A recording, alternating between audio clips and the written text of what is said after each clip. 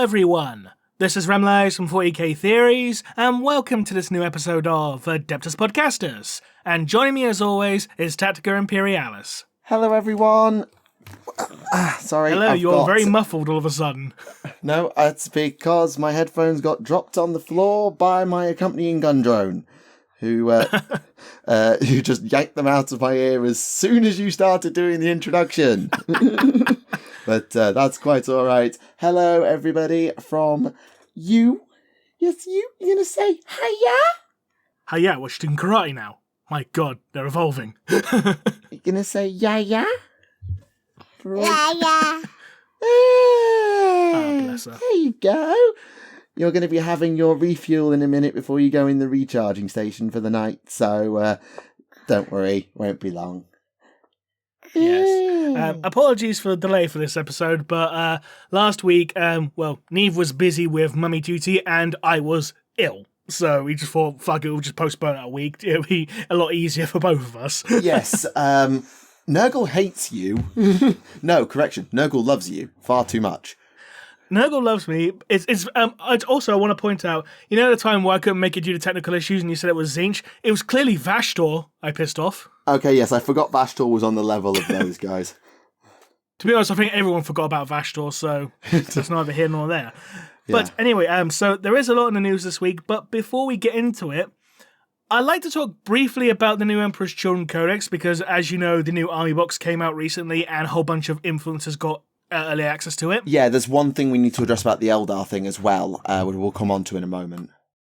What was the Eldar thing? You know that whole Wraithbone debacle?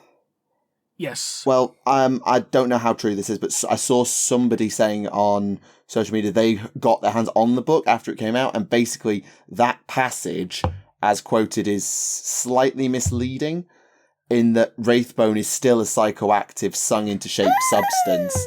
That by the way they read it, seems to still come from nothing, or that something. I think there is a correction that needs to be made on the Wraithbone. I can't remember the quote off the top of my head, and I should have gone found the tweet. But I feel like there's something about Wraithbone where this whole thing of it's now a mineral or something. Yes, I know, you sound like an infinity circuit when Slanesh gets too close. But yes, I think there's a slight correction about Wraithbone. But if someone could source that in the comments, please let me know. Because I feel like there's something that we saw the thing from pre-Eldar Codex, and I think it may have been slightly wrong. All right. So yes, what's this Emperor's Children thing? Because I've missed this. So basically, in other words, it was Games Workshop trying to explain something that didn't need explaining, and it basically was so poorly explained that it caused a whole bunch of confusion in the community, essentially, yeah? Oh dear. Right, okay. Right, so in regards to the Emperor's Children Codex, because as you know, with the new Emperor's Children Codex, you got your things like, your Noise Marines, your Tormentors, Infractors, your Terminators, Land Raiders, Rhinos, Hell Drakes, etc. But a bunch of people are calling this codex very bare bones, because you're missing Predators, you're missing Forge Fiends, but you do have Mauler Fiends still. You're missing Bikes, missing Raptors, missing Hellbrutes. So basically, if you wanted a Sonic Dreadnought, you're fucked, essentially. Well, actually, no Sonic Dreadnoughts for you. I saw a graphic which put the four Chaos Codices side by side in terms of what's there and what's not. And Emperor's Children have some things that the others don't. That being, for example, like there's they have extra character options in terms of things that, say, the Death Guard don't. But they don't have things like, say, cultists or a chaff unit in the same way. So there are things missing. But it's worth noting that all of the major god codices are missing something in some way.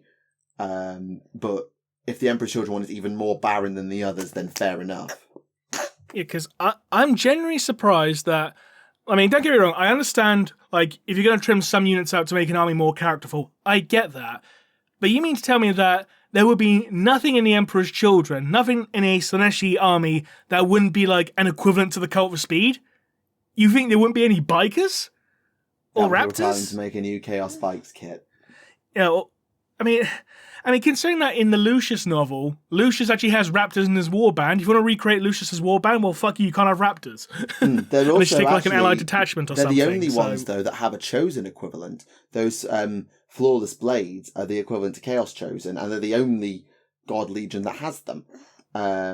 Didn't the World Eaters also have those Uber Berserker types? You know, those ones that have like... So they're possessed. Oh, they're possessed, right, okay. Whereas the flawless blades refuse to be possessed. Right, got it. So, but yeah, there are things definitely missing from the Emperor's Children Codex that probably likely should be there, but there's stuff missing from all of them. Like, does the World Eaters Codex have the Mauler Fiend? It should, but does it? I think it does. It probably does. I know they've got the Predators. Yeah, it's just one of those things that I've not actually got my hands on since I think I got I bought the 8th edition Thousand Suns Codex for a lark at one point, but I haven't actually read any of the codices for the Traitor Legions that aren't the base Chaos one, so I don't know how much of the base Codex translates into any of them. But if the Emperor's Children want it, I think the best way to look at it is to not look at, which units are missing, because you could do that and play what about for all of them. I think the more interesting number is how many generic units do they have, and how many unique units do they have that would fill those roles. Well, in terms of generic units, their main generic unit really is Terminators. Yeah, but I mean, and the World Eaters don't have Demonettes. Terminators. Do they not? They have the Uber Berserk. I don't think they have. Well, so they don't have unique Actually, no, they have generic ones. Sorry, that's how I lie. That graphic did say generic ones. Sorry. Yeah, sorry. I'll be very surprised if the World Eaters don't have Terminators. That'd be very surprising. Considering Angron's Terminator bodyguard were not even bodyguarding him, I wouldn't even be surprised if they didn't care for the stuff. Yeah. It's too slow. Honestly, though, the main thing that surprises me is the lack of Hellbrute, because, like, you'd have think they would have made, like, a new version of the Sonic Dreadnought. But that would require that just surprises me. I think if you look at it through the lens of they would be required to make a unique modification to an existing kit to do it, then the lack of a Sonic Dreadnought, they'd have to make a unique mold basically for the Sonic Dreadnought because they weren't just not going to necessarily. All they'd probably just do is just make a new weapon. Just make it like a weapons upgrade, like a generic Chaos Space Marine Hellbrute upgrade sprue or something. Yeah, but and you have like a Sonic Dreadnought like power skirt. For just one of the codices. Like, what could you... If you were going to do that and make a Legion's upgrade sprue for Hellbrute, you'd want to have, like... it would be really cool. They'd want to have, like, a Scythe option for the Death Guard Dreadnought and a sort of... I don't know, like, they already have the rotor cannon in the form of the Reaper chain cannon, I think. A chain fist for, like, the World Eaters, for instance. Yeah. Or a chain axe, even. Because they do... But they've got the Power Scourge, which sort of... The Scourge is kind of the nearest thing to an Emperor's Children-y thing they've got. So yeah, I think it would be cool, but they've tried to get rid of upgrade sprues, like as a rule of thumb, or integrate them into kill team, like Chaos Space Marines Legionaries got their upgrade sprue as a kill team, so did Pathfinders. Yeah. Yeah. But yeah, it's good to know, but it's still not great. No. It just seems very... Excuse me. Yes, it always seems to be a thing, like, whenever, like, an army gets a standalone codex for the first time, there's always teething problems. Oh yeah, and like if you think that Emperor's Children players have got it bad, then take a look at some of the old AOS Battletones when they launched, when Aiden Deepkin launched with 2 infantry units, 2 medium cavalry, 1 heavy cavalry, 1 monster, and everything else was heroes. Or even just look when Necrons first became a playable army, it was literally just Lord, Warriors, Scarabs, and Destroyers, and that was it. No, they had Immortals. It wasn't a separate kit. But no. Initially they didn't have them all. Initially they didn't. What I thought the Third Ed Codex of was their initial book, or was there something? No, their initial army list was actually in 2nd edition in White Dwarf. Okay, forgot that. Yeah, where again they only had like literally 4 things in the entire army. Don't pull my headphone out. That's not very nice. Right, anyway, moving on to the news this week. This is going to be fun, isn't it? Just to keep playing the Swapsy game. There we go. There. Yes. There we go. News now, yes. News now. News now, yes. What we got? Oh, where do you want to... Do you want to start recent or do you want to go back? Whichever you got the page open for first, well, I reckon. Whilst we've been off the air, there was the Book of the Year vote. Did you vote? I did vote. What did you vote for? Off the top of my head, I can't actually remember, but I did vote. Which I did know for. Yes. Actually, no, tell you, I think I voted for Eidolon. I think. Well, you did very well out of this. I think. Yes, you did. Yes. So, to do the countdown, in number 10 is my vote, which was Deathworlder. Yeah, I've not read it, but I know you said it was a very good book. So, do you reckon I should be higher on the list at all? Do you reckon, or? Well, the thing is, everything above it, I haven't read. I've heard from you, so it is the best. So, of the books I've read, it is the best one, and it's the highest of the books I've read. So, I can't really argue about, say, Interceptor City, which is 9th, or Renegades Lords of Excess, which is 8th, or why? Yeah, I can't say much in regards to Interceptor City because I've not read that myself, but apparently it is very good because apparently it's a sequel to Double Eagle, and Double Eagle is supposed to be really good as well. It's so, Dan Abnett. You know what? Dan Abnett doesn't miss. Well, no one bats 1,000, but that's neither here nor there. But anyway. Well, he bats about 998. Yes, all right, Miss Pedantry. Okay, so Renegades Lords of Excess was 8th. Yep. Morvenval was 7th. Yeah, I remember Hoodgar saying that was really good, so... High Carl's Oath was 6th, so the Votan novel. I still haven't finished it. Spoilers. But yeah, I am really enjoying it, though, so I can see why it'd be, in the top 10, yeah, okay. Lazarus was 5th.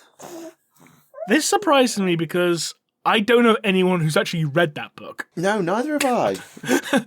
So I'm like, where the fuck did you come from? kind of thing. Yes, the one book I should have read, Elemental Council, came 4th. And I know I've seen the comments telling me to read it. I plan to read it just as soon as you give me 5 minutes to catch my breath. And I can actually... Yeah, this one is the one I've seen people saying should have been higher.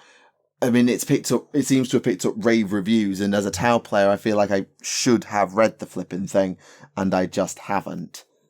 Cables. 3rd is Lilith. Which I'm calling bullshit on, because that book was terrible. I'm sorry. 2nd was Eidolon. Hey, my boy. And 1st was Siege of Rax, which doesn't surprise me. Because of course it is. Yeah. Yes, it was always going to be because of sheer numbers. Yeah.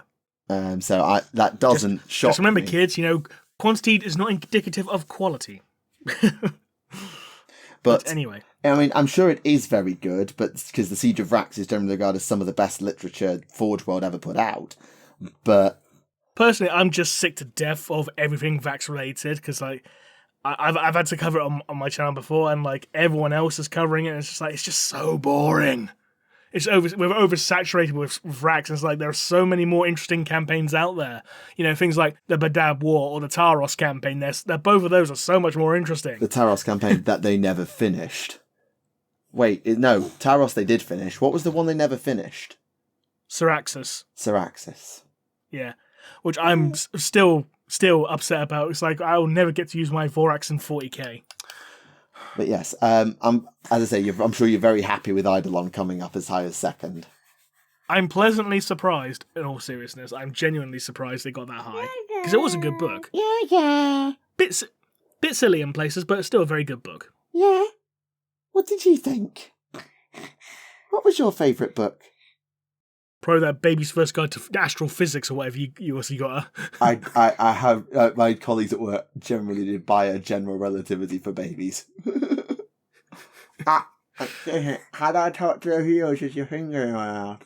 Excuse me. Excuse me. Oh dear. Oh dear.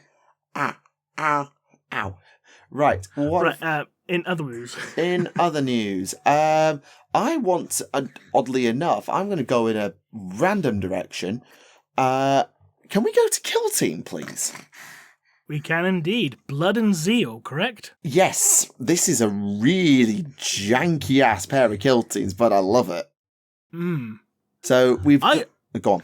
Sorry, Karen. No, you first. So basically, the two Kill Teams are the Sanctifiers, which is basically an ecclesiarchal militia, which is a great concept in and of itself. And yeah, the minis are pretty good. They're relatively generic. in many ways, but some of them are really unique. Like there's a cherub, there's Twin Flame, a crazy person, but you've also got some really nice different ones. And the worst Death Cult assassin ever put to miniature, because I saw a lot of people on the internet getting cross. It's less Death Cult Assassin and more Assassin's Creed. But Indeed. that being said, I am so happy we got the return of Abbot Joseph from Inquisitor. I'm so happy he's back, because he was awesome. Is that the Drill Abbot? Yeah, that is indeed, yeah. Yes, so yeah, that is it's a simple mini, but a cool mini, and you got Eviscerators. The Salvationist is a really cool psychic conversion waiting to happen. Can you also appreciate the fact it's the classic old school Eviscerator, which is basically just a chainsaw with a built-in flamethrower, rather than just a double-handed chainsword. Will you stop pulling my headphones out, please? It's not very nice because I can't hear the viewers and all their raging about these miniatures. But I'll tell you which one's my favourite out of these minis. The Miraculist. Yeah, knock off Jesus. Yeah, I reckon that's basically like a demon host conversion waiting to happen. Also, a Lady Olinda sort of before and after. I think that could be a really cool thing to do with the Night Haunt as well. Just with the whole aspect. She looks like a Night Haunt Banshee, but without the ghost aspects. But if, inquisitorial and ecclesiarchal zeal isn't for you, then you could try the Blood Heralds, I think is their name, which is it's a corpse grinder cult, but more realistic, so it's a corn kilting. Yeah, and they're basically cosplaying as bloodletters. Say again? Even with the fake... They're cosplaying as bloodletters, even down to having the fake digitigrade legs. Yeah, which is a bit dumb. I mean, I love the... they're called the Gore... The Blood Herald's awesome. The Blood Herald's the leader. Sorry, I called them the Blood Heralds. They're called the Goremongers. The basic idea is that they've all, seen a bloodletter fight and not died by the end of the fight. So, they were fought with the bloodletter but corn cares not from whence the blood flows, so... Exactly, yeah. So, yeah, these are very fortunate. Shall we say they're lucky? Are they lucky? Yeah? Yeah. I do like these models. I really like the Skull Claimer with his massive chain axe. Yeah, I mean, you can't go wrong with a massive chain axe. Oh dear. Yeah, the Stalker looks a bit dumb though. That might just be the pose. The Impale. Oh God! Don't throw yourself backwards. You'll hit the floor. And we know that drones don't like contact with the floor at speed. Yeah, they're fine. I think the poses are not helping most of them. I like the aspirants though. With the chain, they look like the elites with the chain glaives, but for some reason they're considered aspirants. Boing boing boing boing boing boing. Aspirant chain glaive go boing boing boing. Apparently, yes. Woo! Woo! The boing boing boing's the sound of the head hitting the ground after it cut off. Boing boing Boing! Excuse me. Yes. So, yes, they are fine, but, I mean, if you want to make a Khorne kill team, the Khorne Bloodbound from AOS are right there, and if you just gave them some 40k-ish weapons, I'm sure you could probably do something better. Sorry. Or if you just want to have, Chaos Coalists in your World Eaters army. Jackals. There you go. Yeah, exactly, yeah. Glad to see your daughter agrees. Right. Absolutely. What else we got? I'm Warhammer Relics. I want to go there, please. The licensed products. I know that's a weird place to go, but there's some really cool stuff here and some really weird stuff here too. Let's go try and find the bloody link. Right. Oh yeah, because they've actually shown the Weta Loon King statue. And the photography work is exceptional. Oh yeah, absolutely. It looks fantastic. It really does, like does. reaching out to the bad moon itself. With his little spider skull staff top and the squig on his shoulder. Or his base, rather. Yeah, sorry. So yeah, that's very good. Well, it says 1 to 6 scale. We'll see. It says it's on pre-order already. But we shall see how many more AOS things they do. Now they've done that one. Yep. We're also getting a joytoy of Angron. Which actually still looks somehow better than worse than his 30k mini. I actually think it looks better. Personally. I think that it's nowhere near as good as his 40k mini. Oh, God, no. it looks really bad. I think we're talking about the proportions of the 30k mini just looking off. This looks way off. Sorry, joytoy, you missed, in my opinion. I think there are some concessions you have to make when actually making an articulated figure, though, when compared to a static model. But we're also getting... Yes, that is true. I believe we're also getting Zephon as well. Yes, so there is a Dominion Zephon of the Blood Angels, but there's also a unpainted intercessor armoring, like, if you wanted to, those create a chapter things in Space Marine and things like that. Yeah, now you can have that in mini, so you can paint your own chapter on an intercessor. Nice. Yeah, it's simple enough, which is nice. And then, excuse me, I need that. We've got a character encyclopedia written by Wade Price, of all people. Mm-hmm. As well as a video game art book as well. Yeah, I believe. Can't argue with that. Boing, boing. Yes, very interesting. And then, this is the coolest bit. They've done plushies. Yeah, which one are you going to get for your daughter? Oh, God, that's a decision. We've got the Nurgling, the Intercessor, the Blood Bowl Ball, the Griffhound, the Gobbo, the Clan Rat, the Fire Slayer, and the Scarab. I think I might get away with the Griffhound, but I think the Scarab might actually be the one I like the most, because the Nurgling just looks like Mr. Blobby, and that's not going to fly. Everyone loves Mr. Blobby. No, we don't. Mr. Blobby gives us PTSD. Oh, Mr. Blobby. Remleiz, stop. You can probably get away with the Clan Rat as well, in fairness. Maybe. It just looks like a teddy bear, so... Maybe. Right, you... And we're also getting a Horus Heresy tabletop RPG. I mean, great. It's Cubicle 7, isn't it? Yeah. So, yeah, good.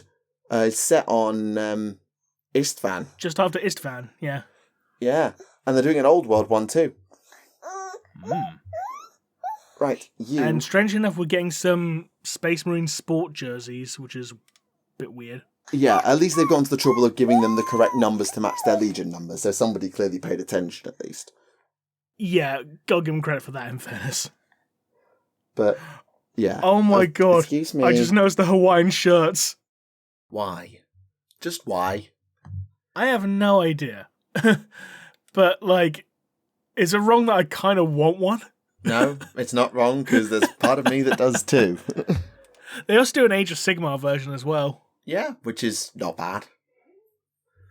I mean, it's something, isn't it? So it is. There's also more of these wicked brick display cases, like stackable ones, with panels and podiums and all this malarkey, so you can get more minis on display, which, if you like the display case concept, I think you'll definitely appreciate, but it just seems a bit overdramatic to my liking.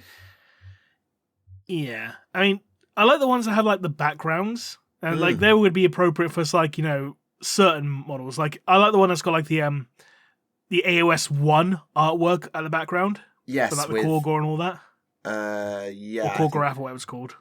I was looking at the Stormcast one, sorry. Yeah, where's the one? Yeah, the one with the Korgorath and the other Stormcast on, yeah. Yeah. Yeah, there is plenty of good artwork there that they can use. Even the Kill Team one's pretty good. There's loads of different options available. It's just a case of, it's a big expense for not a lot. And there's also a whole bunch of display posters. And I tell you what, I have been seeing so many bloody adverts for display on YouTube. It's unreal. Like, literally every other advert is just an advert for 40k display. It's like, yeah, shut up. I don't get many display adverts on YouTube, but I get a lot of them on Facebook. So I do get it. And I do have a display. Granted, I haven't replaced the adhesive when I moved house, and so I've never actually put it back up. But that's not the point.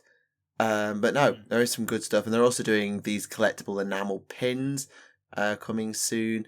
And I can't believe I'm saying this, for fuck's sake. U2s. They've partnered with fucking U2s. Oh yeah, like the knockoff pop figures. Yeah, there's a bunch of YouTubers I know who have them. So yes, there looks like there's a Striking Scorpion stroke Howling. I think it's a Striking Scorpion. an intercessor, and the one on the left, I think, is a Sister of Battle, is my guess. See, the one on the right, I think that looks more Drukhari to me because it looks a bit too spiky to be like Asayani. Yeah, the sword made me think of a scorpion's bite, but looking at it again, it could be a Kabbalite warrior, actually, yeah. Oh my god, can you imagine if it's like Asdrubal Vect? That'd be awesome. Oh, yeah. New Vect mini, everyone. If I had to guess, the one on the left, I'm going to say it's like a... Judgment from the helmet, it's definitely going to be a Sister of Battle, I reckon. Oh, I'd certainly And the one in the middle so. is probably just going to be like an Ultramarine. Yeah, I think you're probably right. Yeah. Okay. Oh yeah, I know where we should have started today. Where's that? The new Farsight novel. Oh yeah, I'm surprised it's taken you this long to get to it. It's mainly because I had a gun drone on my person, and it was very difficult to scroll tabs with a gun drone on my person. So yes, that is why. But yes, this is Farsight Blade of Truth. It is the follow-up to Empire of Lies, and it basically covers the bit between Arthas Moloch and the Tyranid invasion of Vior Loss. Also brings in the arrival of Torchstar, the first Riptide to enter the Enclaves, and lots of other things. It also seems to imply that Farsight gets his new suit here. Which... Yeah, I wouldn't necessarily put stock in that, considering remember the first Farsight novel had him with the Dawnblade? And he didn't get that until like, the second novel. That's actually... I hadn't considered that. I'd forgotten this. Yeah, actually, you're right. Yeah, no stock at all. You're right. Yeah, I think it's purely just like, hey, brand synergy, Yeah, this is his mini at the time, therefore it must look like that. Yeah, essentially. But no, I'm very much looking forward to reading it, and I definitely think it's a great place to go next, rather than skipping ahead to his return to the Empire and his confrontation with Shadow Sun. Conversation with Shadow Sun at Mugalath Bay. This is the best place to show, firstly, how the Enclaves actually function without Ethereals, because we've never actually seen that, but also sort of where Farsight's head was at, because he went into isolation, as some of you may know. So it'd be really interesting to get into his head, which these books, Phil Kelly's always done a really good job of trying to get into Farsight's head, and I really appreciate that. Yeah. Speaking of robots and drones and the like, moving to Horus Heresy briefly, the Ursarax. Yes. Big bear robots. Yeah, basically. They look awesome. That's all I have to really say about them. Yeah, they do. Like, jump pack cybernetic murder machines. Automata. They're not actually biological at all, I believe. Well, they're as biological as any other Mechanicum war machine. Oh, no, sorry. They are conscious. Reward for completing objectives is the release of neural anesthesia. God. So basically, like, we'll take the pain away when you do a good job. Basically like a penitent engine, really. In a sense. Sticking with Horus Heresy briefly, the new Mortariat Prime for the Raven Guard, the Blood Crow. Yeah, this mini is so over-designed, but also it's a Moritat, and I don't think we've ever seen a Moritat. Well, we have had Moritat, it's just not a Moritat character. Okay, yes, sorry. In regards to his design, I think he's just on the borderline of being over-designed, but not quite. The main thing, my only real issue with this mini is the pose, because it's a bit of a boring pose. But I think there's a part of the reason for that is because I don't know if he had backstory before this, like if he's shown up in any novels, this Cadus Nex. He has shown up in the Black Books. Yeah, fair enough. But yeah, he was one of the, there's a technical term for it, the adults who became Space Marines. What's the technical term? Oh, God. Like it's not inductee. It's not inductee, because that's the new ones. Yeah. I'm sure there's a technical term, isn't there, for people like Corferon who became Space Marines as adults. Yeah.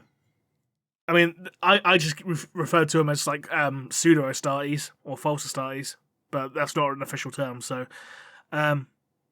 Also, one thing regarding this model that did annoy me a bit, his eyes. Why did they give him, like, regular sclera when he's supposed to have black eyes? Yeah, I mean, they know that. Look at his artwork. They know.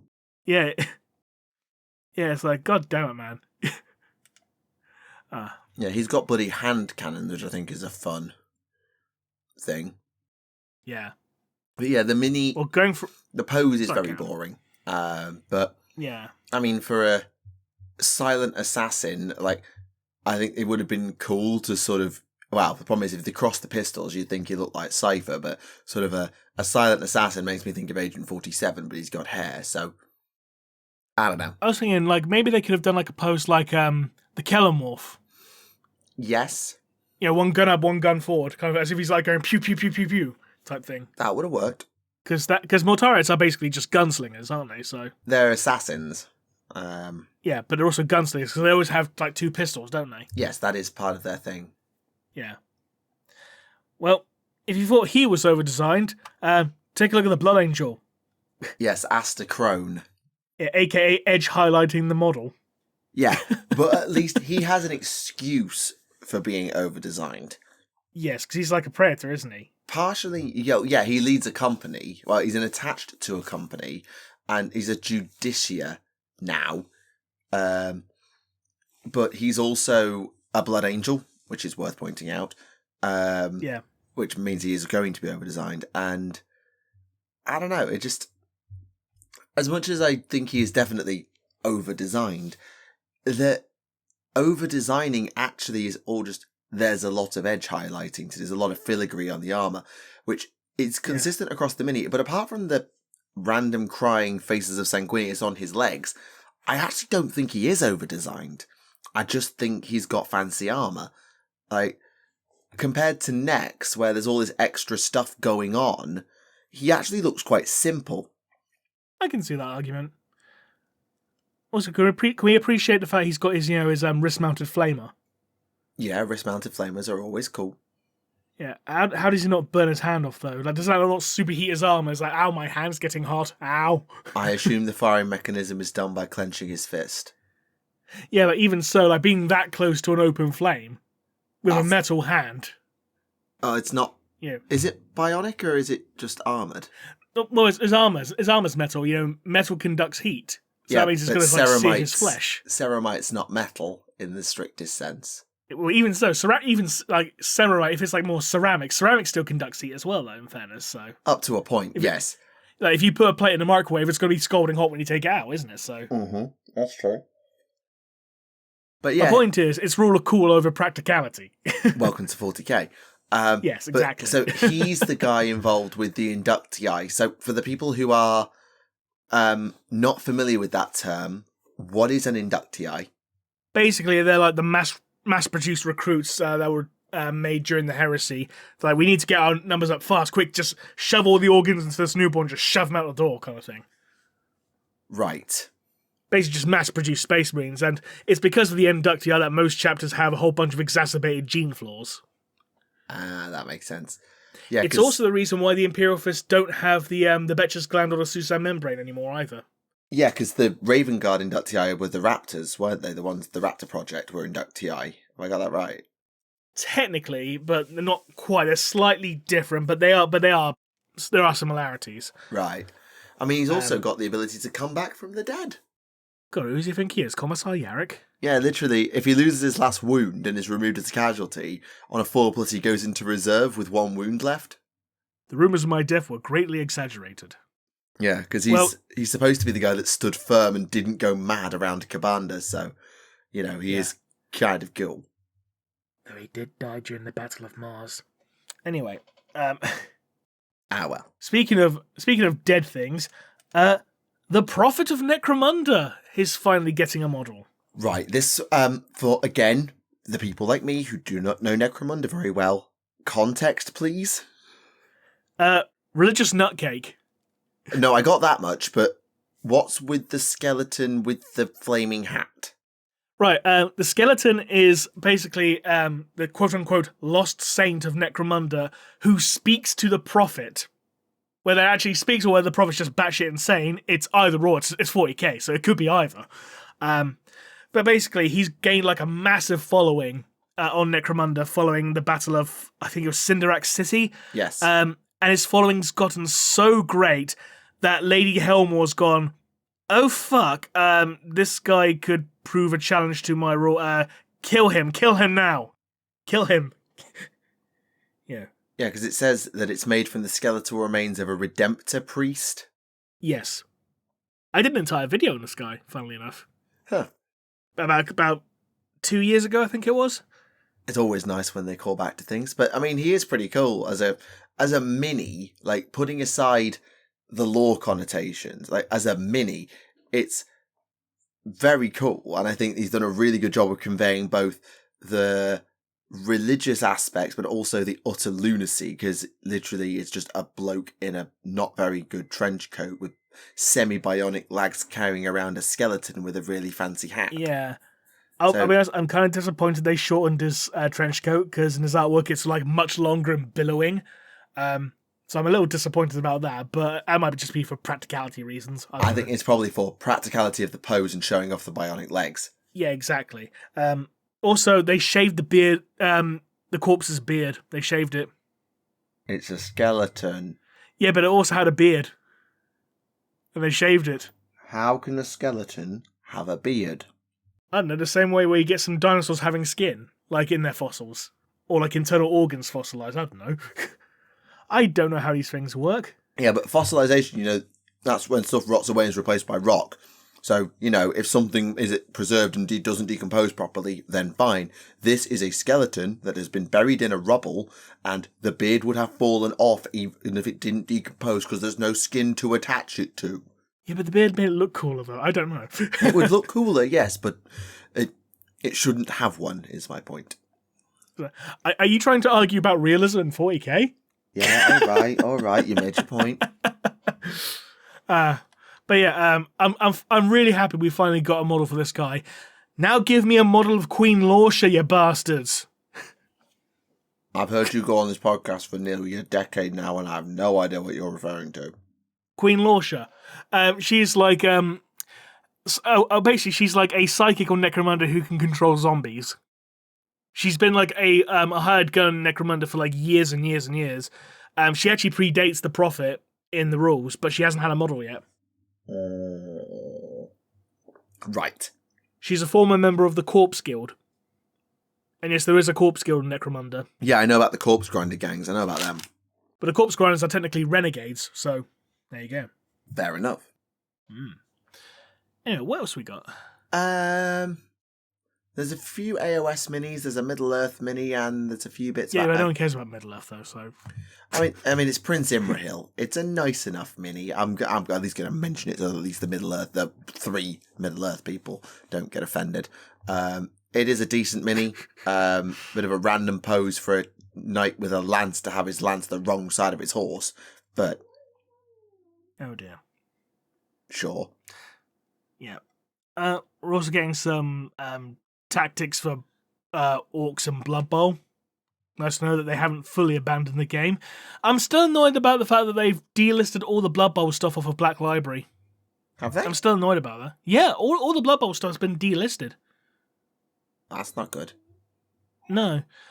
So basically, if you want to read that short story of the Gene Stealer in Blood Bowl, you need to actually go and buy a physical copy off eBay or something. Well, that sucks. Yeah, it does. It really does. Oh dear. Combat Patrol is coming to America, so American fans will be happy about that. If you want to get some models for cheap, get it through Combat Patrol. Yeah, definitely. I mean, the Americans need something to celebrate. But sure. So, yeah, I'm not touching the subject with a 30-foot pole. Yep, sorry. So let's talk about cover art, because they're advertising the artwork for Warhammer 40,000 book, didn't they? They did. I'm just sort of looking through the Emperor's Children stuff, trying to see if I can find... Because I feel like there's something I'm missing, like how the Emperor's Children actually work. Because they've gone through... There's an article about their detachments. Like there's a Demons detachment and all this other stuff. But I can't actually find their army rules. like what the actual core faction rule is. I'm struggling to find it. It's doing my head in. I just can't find the right article. And for the record, Warhammer Community has actually updated how it does news, that you have multiple pages that you have to click through instead of scroll, and it's so irritating because it means finding things is so much harder. I will say this. I appreciate the new artwork they showed for Sonic weapons. It's very good artwork, and actually talk about all the drugs that go into them as well. Is the Screamer pistol new? Because I don't recall ever being a Sonic pistol.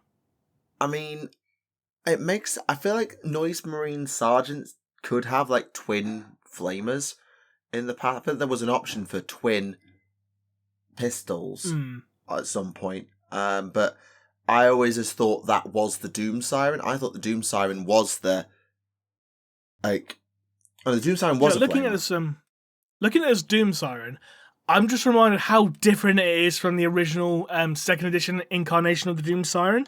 Wasn't it just like a mouthpiece?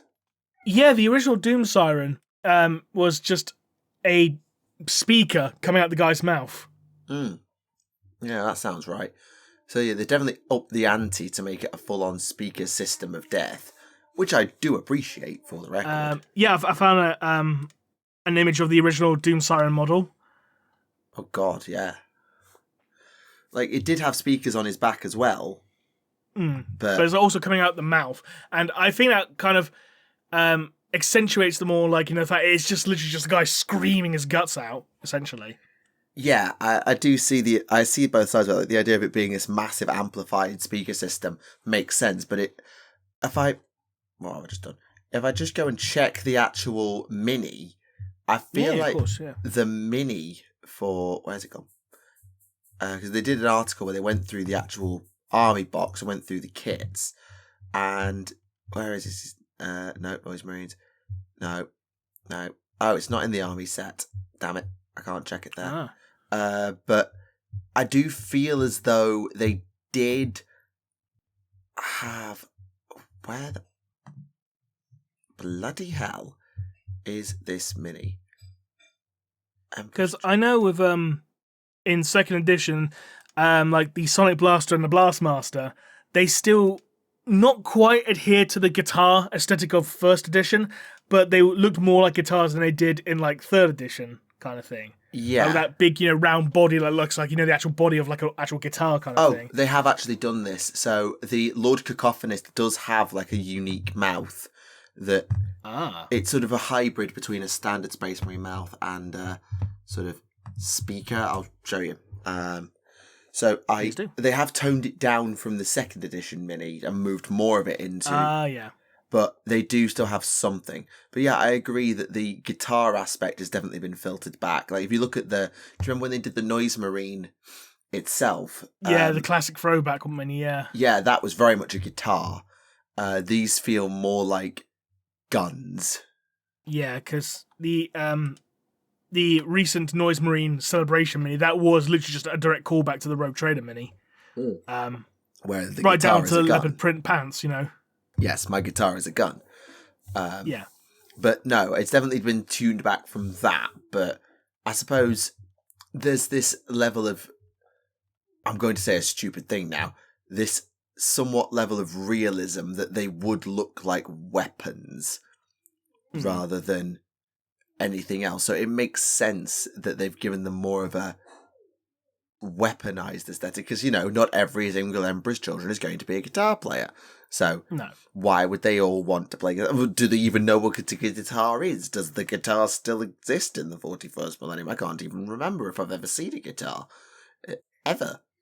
You even read about the Goth Rocker. Guitar. Okay, yes, but apart from meme minis like the Goth Rocker and the callback Noise Marine, like actual guitars, I don't think I've ever seen one being mentioned in literature anywhere, anything like that. So it makes sense that they would look more like weapons because the original Noise Marines the original Cacophony, I should say, would have just bastardized their weapons to project as much noise as possible, and it would have warped over time. So it makes sense they look more like guns. Didn't in the Fulgrim novel in Horus Heresy, not the Primarch novel, the actual mainline book, Fulgrim. Book 5, yeah. When the original Cacophony didn't actually literally just grab their weapons because they literally just grabbed it off the stage when what's-her-name did that concert and because they just wanted to make the music continue. And that was basically the birth of the Cacophony.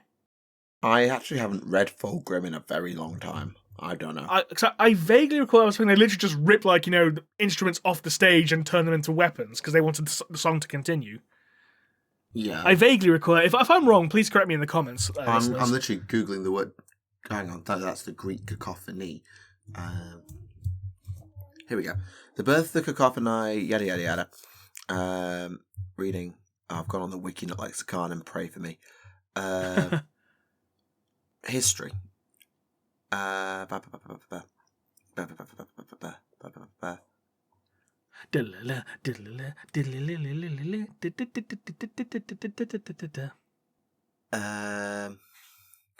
sonic weaponry is descended from musical instruments invented on Terra, who accompanied their expeditionary fleet as a remembrancer.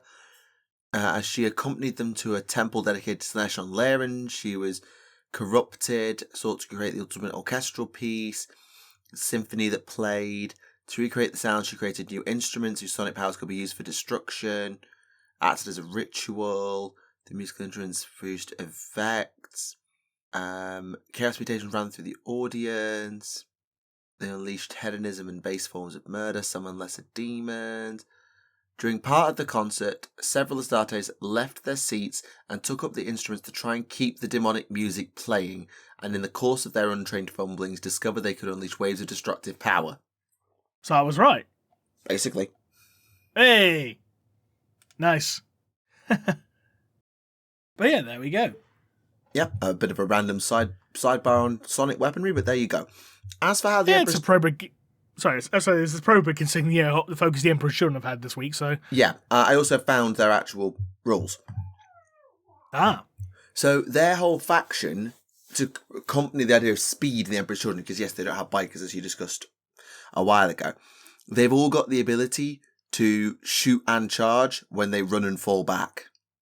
Oh, but you cannot double up. So you can't fall back and charge back into the unit that you charged, and you cannot double charge the same thing. So, to quote, you cannot target a unit that was in engagement range at the start of the turn, so you can't fall back out of combat and shoot the unit you're in combat with, or charge back into them.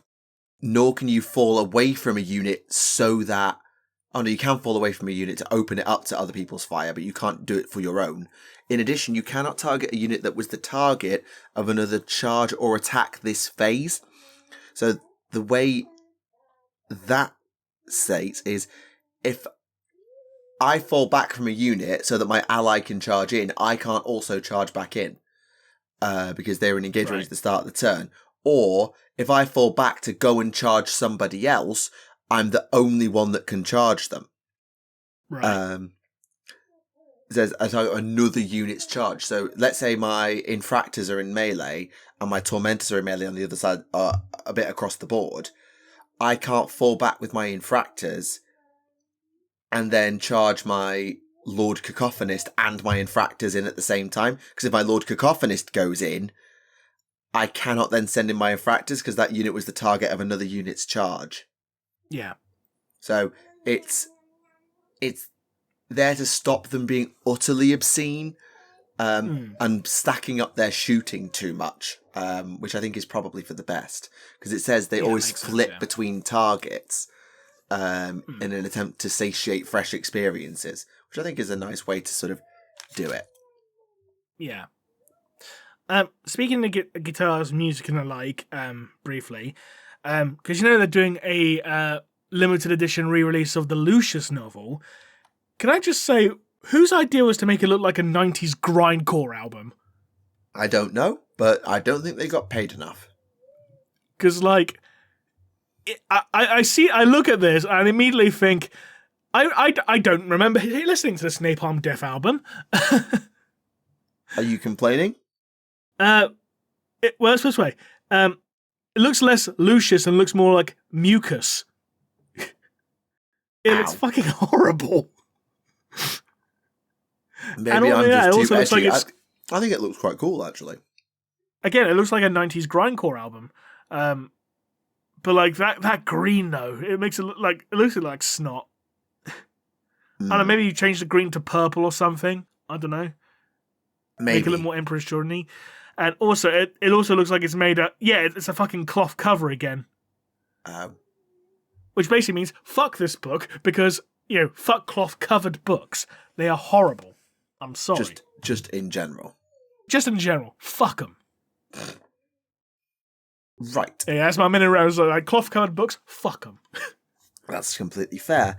Couple of quick AOS minis to throw your way.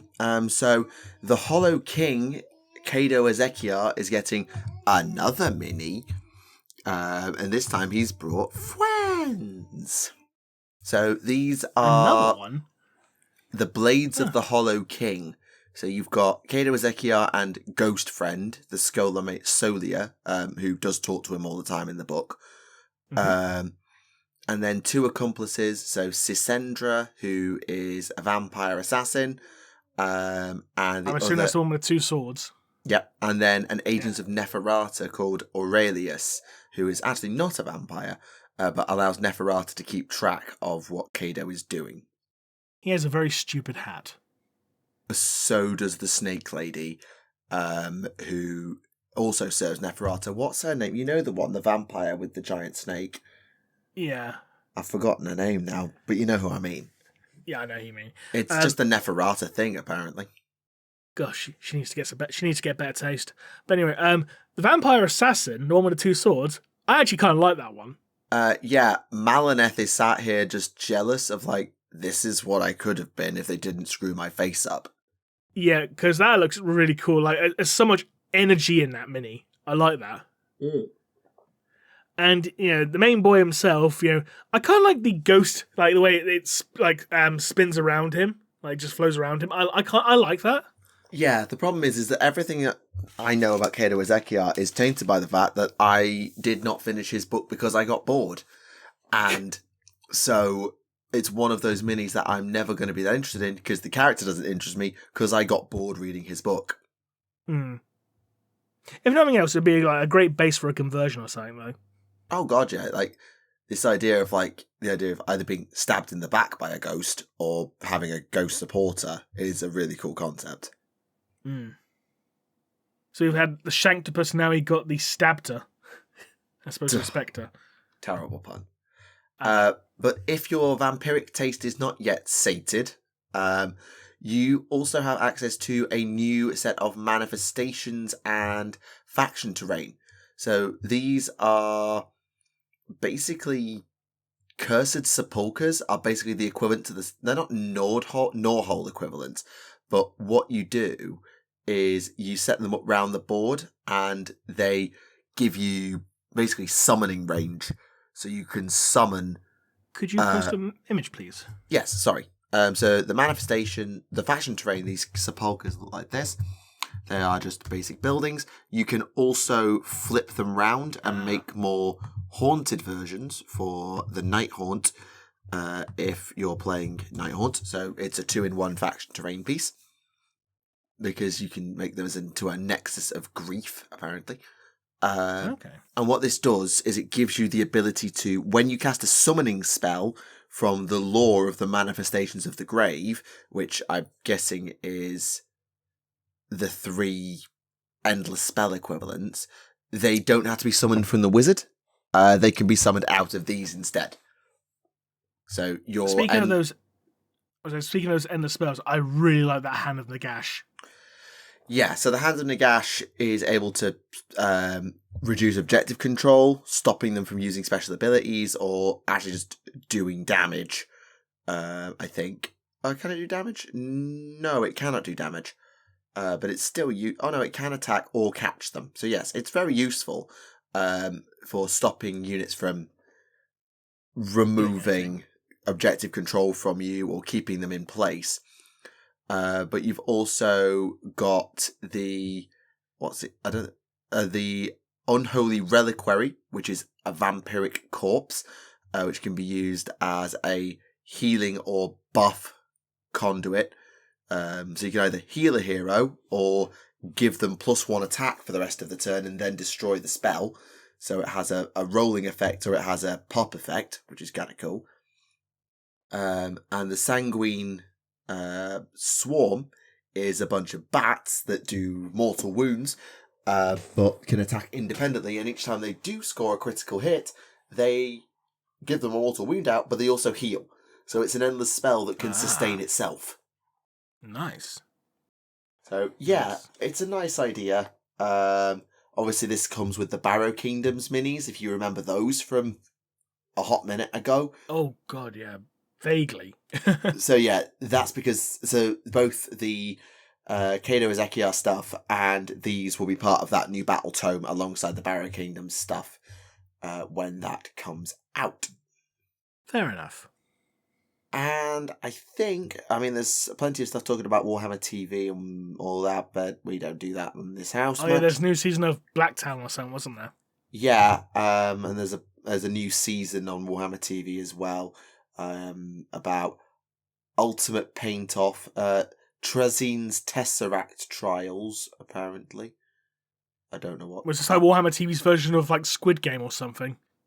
It has 2 hosts with completing a series of competitions using a selection of units they chose ahead of time. Sounds a bit like Squid Game and a bit like Taskmaster. Though, admittedly, whoever's done the conversion of Trazine, I will give this person credit, because they put him on a Catacomb command barge, and it actually looks kind of cool. I will give it that. Yeah, that does look really sick. Trazine on command barge is like, you will do what I say, and you will like it. So yeah, there is some good stuff there, and as a lot of people who do actually follow Warhammer Plus are saying now is a very good time to get on it because they've actually seemed like they're putting stuff there and making much more of an effort now than they used to. So credit where it's due. I just had an idea for like a 40k Squid Game type thing. Like, okay, you must now paint like a Baneblade tank using only a fine detail brush. You have 15 minutes. Well, that would only work if you gave them infinite time because a fine detail brush would. But I get the idea, yeah. These sorts of simple challenges. See how much they can get done in that time span kind of thing. Yeah, absolutely. And admittedly, I think you could definitely do something with the concept. Obviously, I'd have to watch the programme to see how Squid Gamey versus Taskmastery it is. But it's an interesting place to go. And I think they're actually making an effort with it, so credit where credit is due. Fair enough. Is there anything in White Dwarf this month? That's about Rohan. The long and glorious path of what Eldar minis have looked like down the years. A combat patrol for Harlequins. I just had this mental image, like this is how Eldar models look over the years. We have Rogue Trader, 2nd edition, 3rd edition. And that's it for like up until 8th. No. There is stuff there for up to 6th because the the Flyer came out, and then the Incarn came out, and then we hit 8th. But yeah, there's a big jump from like the original Warp Spider, the Viper jet bike, Prince Uriel, and then it's the Autarch, the Guardian weapons platform, and the plane. Like they really were struggling to pull a timeline together and actually make it stick. Yeah. Well. Because I remember when like the initial range refresh came out in 3rd, when they redid the Guardians. And really, the only reason they redid the Guardians is because the models they came with by default in 2nd edition, they didn't actually have in 3rd. Because in 2nd edition, the default armament for the Guardian was a lasgun. And in 3rd, they changed it to a shuriken catapult. It's like, well, we got to give him shuriken catapults now, so might as well make a brand new kit for him. Yeah. I mean, at that point, you might as well. Yeah, because at the very end of 2nd, they did release a Guardian kit that did have shuriken catapults, but the shuriken catapults were like a little metal blister pack that had a whole bunch of metal catapults in it. Oops. It's like, that's not going to be viable in 3rd, mate. Nope. Yeah, it's definitely, weird to see how minis have progressed over time and how things have changed but also not changed, because Like, as a Tau player, I bought some 3D printed retro battle suits. So, like, the classic, like, box suits. Yeah. The old ones, but before they got all curvy-edged armor plates and things like that in whatever edition it was when they redid Crisis suits. And it is just a bit refreshing to see some of the older stuff where it sometimes still holds up. Some of it does not hold up. Let's not beat around the bush here. But if there's one kit I actually miss, and I wish they'd kept to this, and I say this loving its replacement, I miss the old broadside. Oh, the one that had the guns on its shoulders? Yeah, it was just a Crisis suit, but the guns were on its shoulders and it couldn't jump. Like, it makes sense that they've gone with this 2+ armor save mega reinforced walking tank with a massive power core, and the rail rifles look sick when they're handheld. There's a reason why people convert their Storm Surges to do the same. But maybe because I played a lot of them in Dark Crusade, but I have a soft spot for the old broadside. I really when do. they've stamped their feet down to lock themselves in place, kind of thing. Yeah, I have a soft spot for the old broadside. I really do. So yeah, that's a kit I miss, and I've seen people doing them as like old ones for sale or for 3D print, and I'm like, I want to buy one, but I'll never get to use it because its base is the wrong size and it have the wrong silhouette to ever use in a game. Though I do appreciate the fact that the really old Tau power suit designs are still basically canon. They're just basically like, oh yeah, these are the old model suits. We just upgraded them, as we got better with our tech. So I do appreciate the fact that they are still canon. So that's cool. Absolutely, they are just upgrades, not replacements. Yeah, it's not like with some other factions where they are just replacements. Absolutely. So kudos, Tau writers. Kudos. I mean, it makes sense. They're, as a faction, they're not the type to just say, yeah, this never happened. They're just going to go, well, we made a better one now. Though they might when it comes to Farsight. Farsight never happened. There was no Farsight expedition. It never happened. We don't talk about the Great Treason. Yeah, it doesn't work like that. Sorry. Alvar's not dead. Promise. Classic. Yeah. Any questions, perchance? Very few, because most people in the comments were talking about, as I asked them to, their favourite Primarch mini. So that's going to be... I'll read through of those, because... Please do. So, one is Corax, other than the face, but even so, the face is not enough to drag it down. Fair enough. The first Horus, that's a good one. Yeah, that's what I voted for, yeah. Yeah, you did.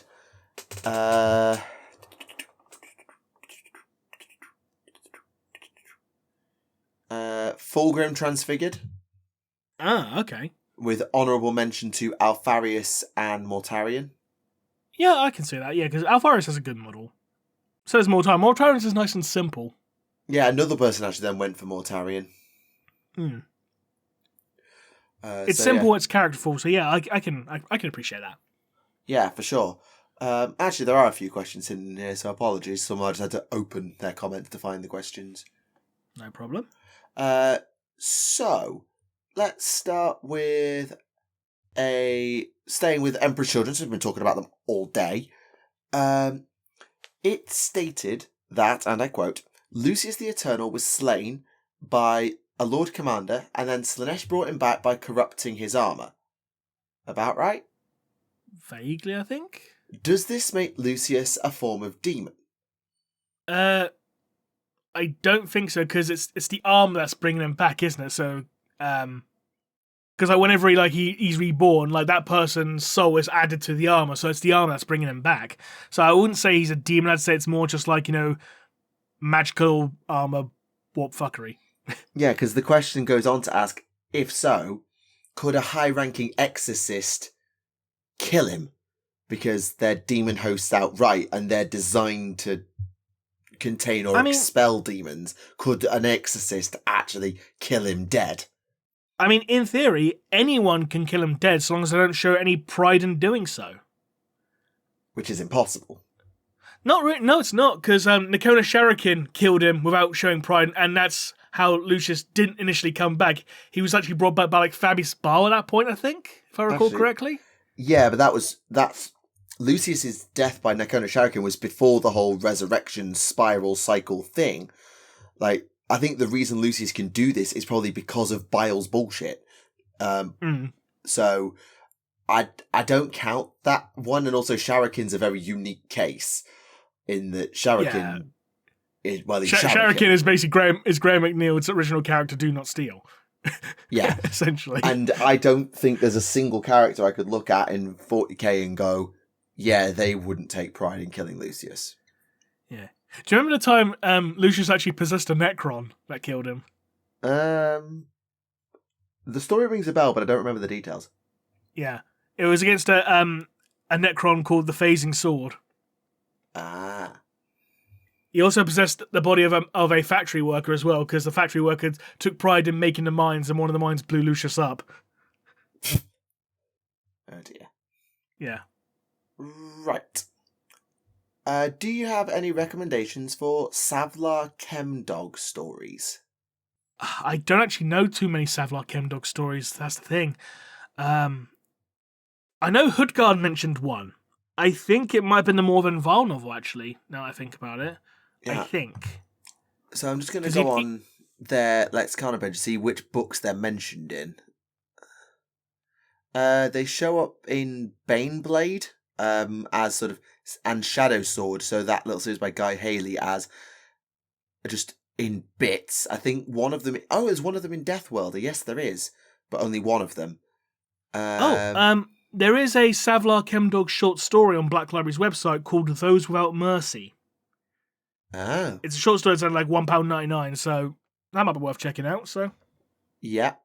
They're also in Dark Tide, but that doesn't count. No. Gathering Storm, they're mentioned. Warzone Carradon, they're mentioned. Yeah, I think the one where they show up the most is the Baneblade Shadow Sword series by Guy Haley, but even then, probably mostly in passing and probably mostly in a derogatory way. If I recall that. Right, next question. Let's go. No idea. What are some of your biggest or hardest laughs on the podcast that you've ever had? Oh God, now you're asking. When you've done 200 odd of these, it's very hard to remember. Like, obviously, you remember the early memes about #The Warp did it, because that's a first episode joke. So I remember the episode when Snipe and Web were on, which I didn't make, but I know you basically passed out when Snipe mentioned, the boat guy from the Bible. Yeah, that was funny. That you was funny. You nearly passed out, it sounded like. I was definitely laughing and trying not to cackle my head off to not, I think, wake the child, as I recall. I think one of my favourites is probably the story of Sigismund's cereal when we had Samoa Joe on. That was funny. That was funny. I was on that episode. I know I was late, but I was on that episode. That was good fun. You were, yeah. Load-bearing walls being heretical. Yep. That always has stuck with me and is a running gag. Oh God, there's obviously almost everything. Oh, of course. Hang on, how can we forget the breaking of the Fresh Sorcerer? Oh yeah. Episode 100. Yeah. The Thank you, Frederick. that nobody has ever heard because, and no one ever will. Okay, well, a lot of it is on Frederick's channel in different places if you go down the rabbit hole. But hey. I'm not referencing it. It wasn't going on my program because I was editing that. Yes. So, yeah, there was that. Can't ever forget that. Indeed. And I feel like there's at least one or two unhinged rants that have reduced people, and I cannot count the amount of times I have head desked over one thing or another. But I think the thing with this show is I was reflecting on this because somebody asked me that, how have you still got stuff to talk about after over 200 of them after all these years? It's like, well, there's news every week. It's like, there's always stuff to talk about, but we're not bloody BBC News where we just sit here repeating what GW have said and offering talk show host levels of opinions. Like, it's just weird. But it's also one of those things of like the enjoyment of the program, even though we don't actually actively just make comedic bits. It's just that. I get you. I get you. Hard to quite say, but I think it's hard to put into words. Yeah, but if you've got a mate who you've known for a very long time, who you just can chat to and shoot the shit with about something you both find enjoyable. It's the same when I do Warhammer Club, and on the way home, me and my colleague who gives me a lift will often just chat about what we've been going on with hobby stuff, and it's just nice to do. Or when I catch up with some of the people who are the veterans of club about what they've been working on or what they've seen in the news or whatever, it's a vibe. It's just vibes. Yeah, absolutely. Right. Okay, that's just saying, do you think Caiaphas Cain will meet a Primarch? Considering he's still not dead, I doubt it. Okay. So there's a few sort of more deeper questions, I think, here now. So let's see how we do. Right.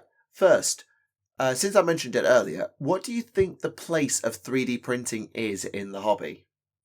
I think we're at a point now where Games Workshop probably needs to start like legitimately considering it. Publishing STL files and stuff. Because if you look at Mantic Games, for example, they do actually sell STL files for their models, but they also sell like the physical ones as well. Because in fact, let me just bring it up because there was one model I did actually see. Which actually inspired me this answer, because there was a character on there, it was like an event exclusive miniature, where you could go like where is it? Where the fuck is it? Yeah, so you could buy the actual physical model for like £12.50, but if you wanted the actual just the STL file, it was like £7.50. So like you get it cheaper than you would if you got the actual model. It's cheaper to buy, to print it yourself essentially. But then you've got to actually buy the resin and all those other things. So it's not. So you're probably working to roughly the same cost to the user. Yeah, exactly. But I do think that at some point in the future, Games Workshop needs to consider, or for the very least, things like, I don't know, maybe it's like, exclusive models, like, like a web exclusive model, like, get the STL file for it here. Like maybe like a Games Day mini. If you want the STL file for a Games Day mini, buy it from the site kind of thing. I don't know. Or like, just offer like a massive discount, like, hey, do you want a Baneblade Super Heavy Tank? Or here's the STL file, like 50% off of the actual model's price or something. I don't know. Something to that effect. I don't know if they will. That's a different issue altogether, but I do think they need to, at the very least, consider it. Yeah, because I think it's... Especially with 3D printing becoming more and more popular and more accessible over the years, so... It is, and I think that GW itself probably is not going to do that because they'll be too concerned of, well, if we do that, what's going to be the point of the physical minis? And the point of the physical minis is most people aren't going to be able to afford to buy their own 3D printer. It's just not worth it. But I think... Honestly, I think they'd be more concerned in regards to piracy. Like people just pirating the STL files kind of thing. That, definitely, because once you get your hands on the file, what's to stop you selling it on or, just giving it out to all your mates?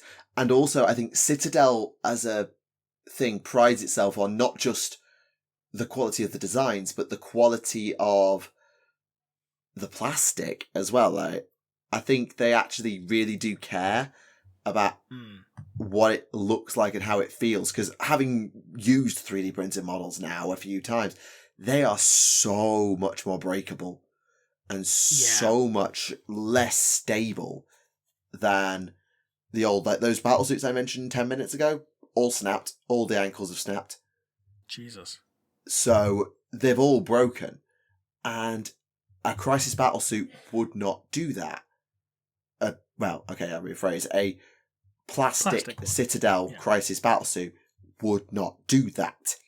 So I think they also want to protect the reputation of Citadel minis as being High quality. Yeah, exactly. And also for tournaments, they already have rules about you can't use other people's minis. But if they then start saying, well, you can use 3D printed Citadel minis, at some point people are going to say, well, okay, here's a 3D print that is very similar to your Citadel mini. Will this do? And all of that, this starts to make a grey area. Having now used 3D printed minis and bought 3D printed minis more than a few times, I think their best place is for either keeping alive retro kits that they're no longer supporting. So we've seen that with these old battlesuits, for example.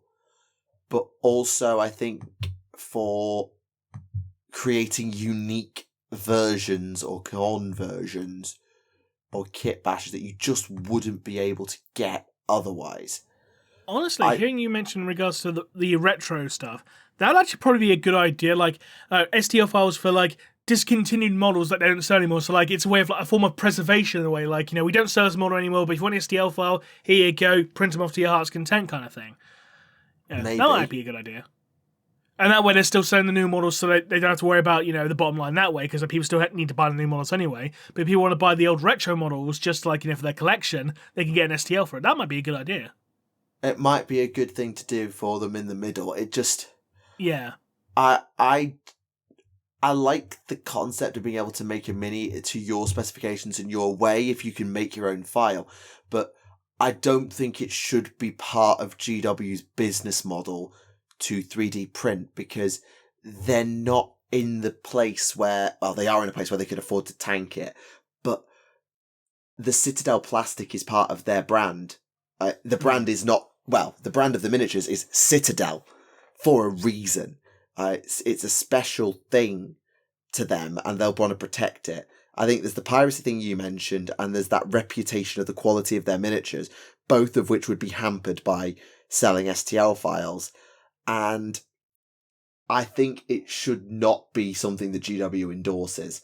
If they want to do it, just, have a 3D printer in the office so they can test run printing something, just to see what it'll look like when it's all put together, and what the parts would look like to go together in-house, sure. But they shouldn't sell 3D printed miniatures. That's my personal opinion. Oh, no. By 3D printed miniatures, do you mean miniatures that are actually 3D printed, or do you mean the STL files for people to print at home? Both. Okay. I don't think they should ever 3D print their own minis, because, well, that's pointless. But I also don't... I think any models they should sell should be of, like, the actual high-quality material they use now. But my point was more like, if they want to sell the STL file so people can print their own stuff at home, that's a different issue. But just don't 3D print it in store, kind of thing. But I still don't think they should do that either. That's fair enough. And I know that sounds like it's a bit anti-consumer, but I know I've worked with 3D printed minis, and there is a place for them. Like, I love my Storm Surge conversion, which would never be possible without 3D printing. Mm-hmm. But that's what it's good for. Custom minis, cool conversions, stuff that GW is never going to do, but that would look really cool. Or, if GW are going to do it, then do it in these models have gone out of circulation, they're no longer available, unless you want to get an STL for them, and then you can use that. But then, if they're retired minis that are being replaced, then they won't want to do that, because they'll just proxy them instead. I don't know. I think there's so many grey areas of what people could do with it that I don't think they're going to go there. No, I just don't. I get you. I just feel like if a smaller company like Mantic can do it, I feel like there's no real reason why Games Workshop can't. But the question isn't can, it should. No.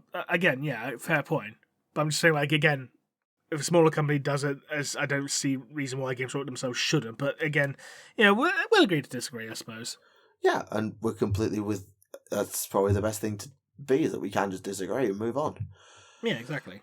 Right, and speaking of things GW does, and I think we might actually agree ourselves here, are there too many armies for GW to release for in their 3-year cycle? And if the answer is yes, how do you fix that other than just make editions run longer? I mean, I don't see why running editions longer is a bad thing. Like, 4th edition ran for 4 or 5 years and it was not a big deal. And nobody, well, I don't know if people complained, but most editions, all editions apart from 6th, ran for more than 3 or 4 years and it was fine. The release schedule was slower, but that was because they did it every month rather than every week. Yeah, because first edition was 6 years, second edition was 5 years, third edition, I think, was also 5 years. Actually, no, third edition was longer than that. I think third edition was, I know 6, I think. 6, yeah, and then 4th edition was 4, 5th edition was 4 or 5, and then 6th edition was like 2 because they botched it. Yeah. So ideally, I'd just make the editions last a good 5-6 years. That's plenty of time then. The problem they've got then is they want a big release every year. And they've got, at the moment, there's 40k AOS Heresy. And I think they want Old World to be that big, but it isn't yet. No. So I think they could probably stretch it to 4 without compromising the cycle because of Old World taking the 4th slot and being the big release of year 4, if they can get it to the level that Heresy's at. And I think they can. But I do think that there are too many armies to keep up with in 40k exactly. AOS can just about keep up, but they keep adding more. But Heresy, I don't think it doesn't need to be updated on a rolling cycle of editions anyway. I feel like that's one that they could just update as and when. Old World as and when. It sometimes feels that they update editions for the sake of having a new release rather than because the rules need a redo. Some games do, but not all. I don't know. Yeah, because if you go to second edition 40k as an example, I know I keep going to that one a lot, but considering how long that edition ran for, and think about how many codices you actually had for that edition, because you didn't actually have that many, because you had Blood Angels and Dark Angels as one codex, Angels of Death. You had Space Wolves, Ultramarines, Imperial Guards, Sisters of Battle, Chaos, Eldar, Orcs, and Nids. And Assassins. That's but I'm not going to count the Assassin one because that's literally just 15 pages long, so fuck that one. But it's 9 codices for an edition. And bear in mind, Angels of Death, that was 2 armies, Blood Angels and Dark Angels. Chaos, that was 3 armies, because you had Chaos Space Marines, Demon World armies, and Chaos Cultists. And Nids was 2 armies, because you had Nids and Genestealer Cults. Yeah. So, and you had good 5 years for all of those armies. Absolutely. But now, there's... You got too fucking many. Yeah, you've got 5 different Chaos Space Marine codices now. I think it's 5 different Space Marine codices. Orcs, Nids, Genestealer Cults, but then you've got Custodes, you've got Sororitas, you've got Mechanicus, you've got Votan, you've got 2 Eldar still, because Harlequins have been rolled back in, Tau, and then, yeah, it's a hell of a lot. Yeah, because do you know how many codices you had just in 8th alone? Well, 8th was a special case, because they made a bunch of other stuff, like supplements, didn't they? Yeah, no, but do you know how many there were in total? No. You had Space Marines, Blood Angels, Dark Angels, Space Wolves. I'm not going to count the packing codices like Vanguard Space Marines because they don't really count. No. There's a second iteration of Space Marine Codex, but again, I'm not going to count second iterations either because that's just basically the same army. Imperial Fist, Iron Hands, Raven Guards, Salamanders, Ultramarines, White Scars, Death Watch, Grey Knights, Sororitas, Custodes, Mechanicus, Militarum, Knights, Chaos Marines, Death Guard, Thousand Suns, Demons, Chaos Knights, Craftwolves, Drukhari, Harlequins, Genestealer Cults, Tau Empire, Necrons, Orcs, and Nids. Yeah, that's a lot. And bear in mind all these codices were all hardback as well, and big. If you want to God, imagine trying to lug all that shit around, I swear. Yeah, insane.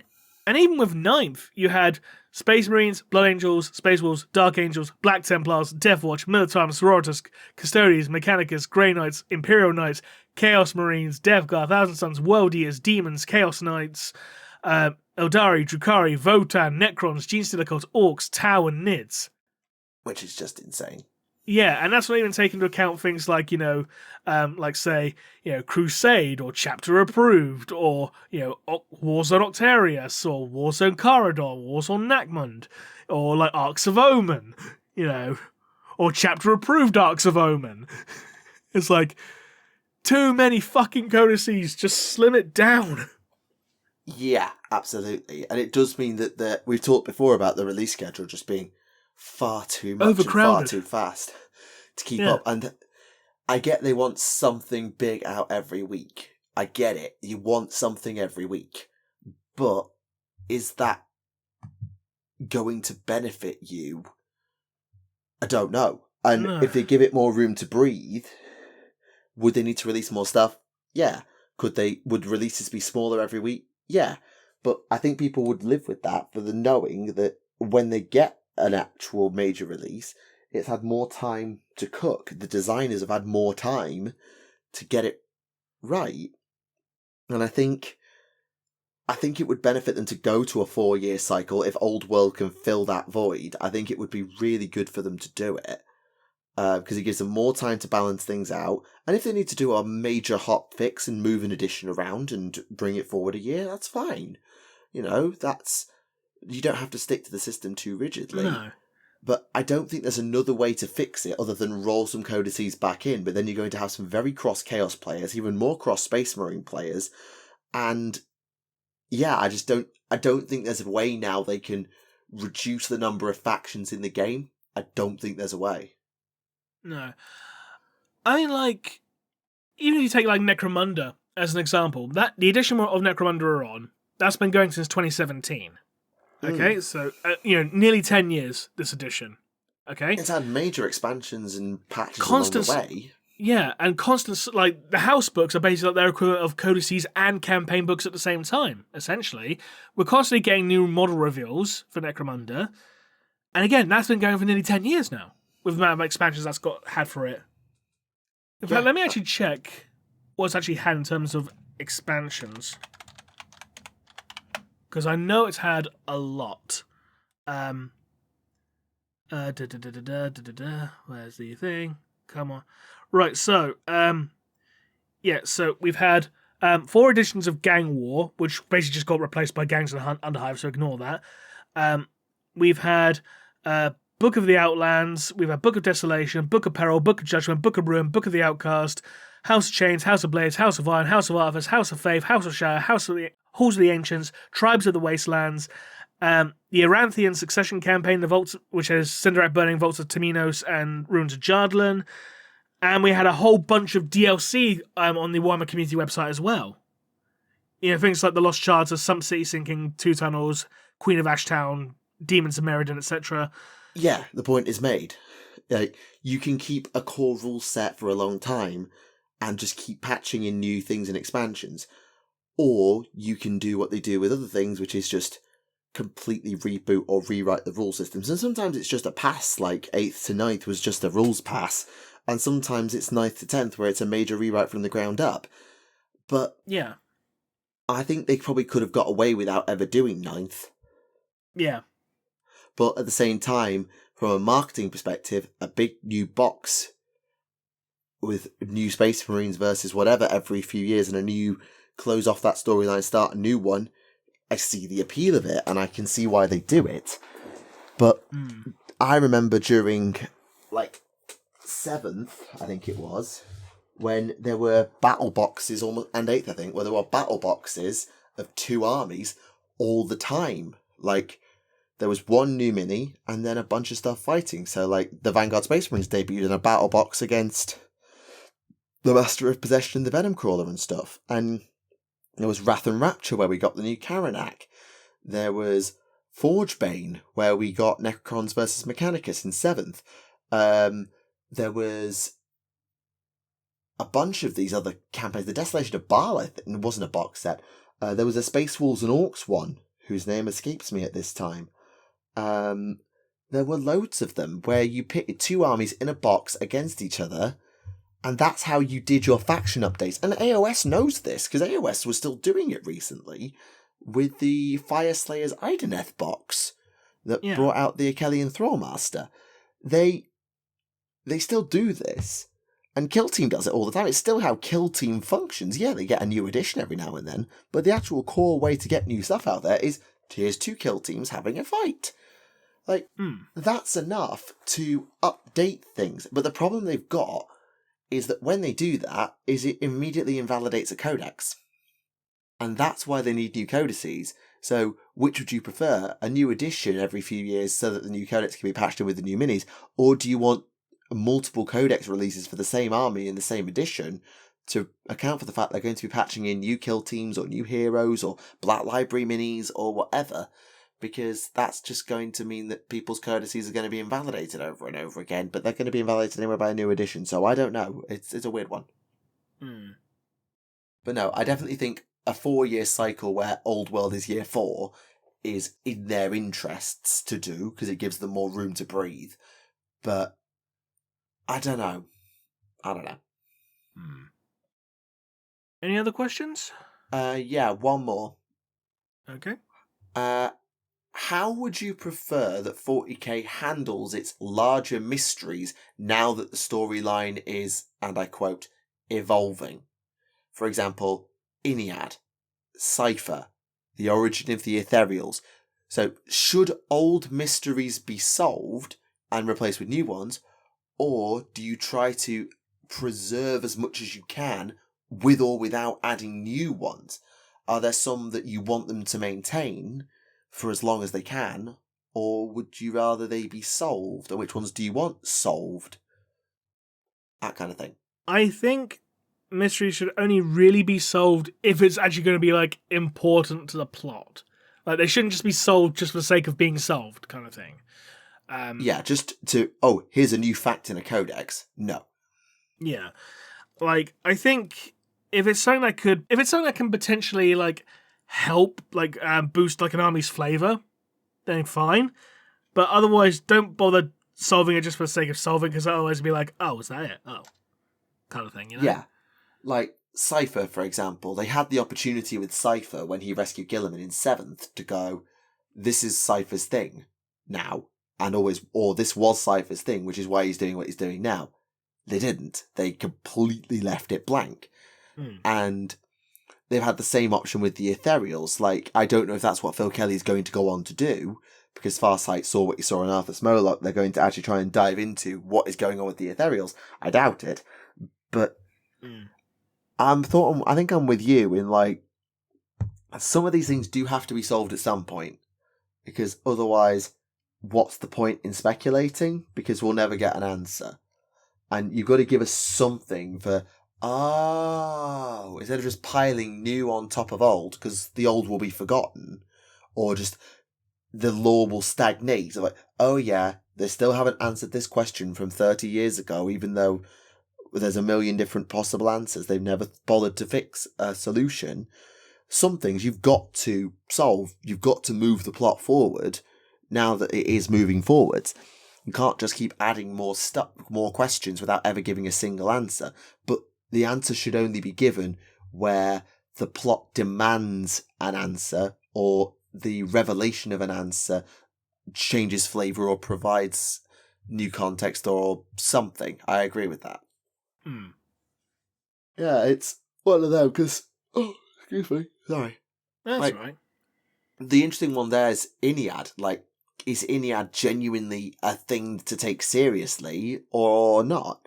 And the Inari have been given such little attention that I want to know more about Iliad. I'd like to see Ivrain commune with Iliad or the Incarn about all of this, and I'd love to know more about the origin of the Ethereals. I don't need a concrete answer, because then that does sort of ruin the mystique. But the idea of how it works then starts leading to the question of, well, can we find a counter? Can the Imperium find a way to counter it? Can the Tau find a way to overcome it? Is it... All these things can then lead to further questions. So yeah, I don't know. I think they're doing an okay job, but there comes a point where they have to answer a question, otherwise we're in the position we were in 7th, where there's a million questions and no answers, and when an answer eventually comes, no one's going to fucking like it. Yeah. And on that note, given the time, ladies and gentlemen, we shall call it there for the episode. So, thank you very much to everyone who tuned in for this episode. We hope you enjoyed it. And until next time, this has been Remleiz on 40k Theories. And this has been Neve from Tactica Imperialis. And we'll see you all again next time. Bye-bye.